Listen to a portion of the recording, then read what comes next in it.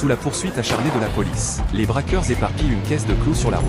La chaussée se couvre aussitôt de clous pointus. Ce stratagème leur permet d'échapper aux forces de l'ordre. Ravis de ce succès, ils éclatent de rire dans le véhicule. Ils sont excités par leur butin colossal. Ils garent ensuite le fourgon devant un entrepôt. Un autre camion se trouve déjà à l'intérieur. Après avoir transféré tout l'argent dans le camion jaune, ils incendièrent le fourgon le jour même. Cette affaire fait immédiatement la une de tous les médias. Les malfaiteurs pensaient avoir dérobé une certaine somme. Mais la presse annonce un montant bien plus élevé, soit 6 fois plus que ce qu'ils espéraient. Ils sont submergés de joie. Après avoir partagé une petite partie de l'argent entre l'équipe, ils emmènent tout le monde sur son terrain en hauteur. Ils comptent y enterrer la majeure partie du butin. Car durant cette période, la police surveillera étroitement les dépenses excessives. Cacher l'argent est le meilleur choix. Une fois cette période sensible terminée, ils deviendront tous riches. Personne ne remet en doute ce plan. Après le vol des fonds, Tika propose à tout le monde de prêter serment sur place. Personne ne doit déterrer l'argent en secret. Au risque de dénoncer tout le groupe, ils se forment en cercle, se tiennent la main et prêtent solennellement serment. Ils quittent les lieux le cœur lourd, mais contre toute attente. La même nuit après leur serment, quelqu'un vient ici en voiture en secret et brise la promesse faite. C'est James. Il déterre aussi la part de son complice Kevin. Le couple décide de fuir le pays avec tout cet argent. Kevin imagine une astuce ingénieuse. Il cache les billets soigneusement. James enveloppe de nombreux vêtements. Il noue du tissu en surplus autour de son ventre. Il se fait passer pour une femme enceinte. James et Kevin se rendent ensuite à l'aéroport. Ils embarquent l'un après l'autre. James valide son embarquement en première classe. Tout se déroule sans encombre. Vient ensuite le moment redoutable du contrôle de sécurité. Un échec ruinerait tout leur plan. En passant le détecteur de métaux, James déclenche l'alarme.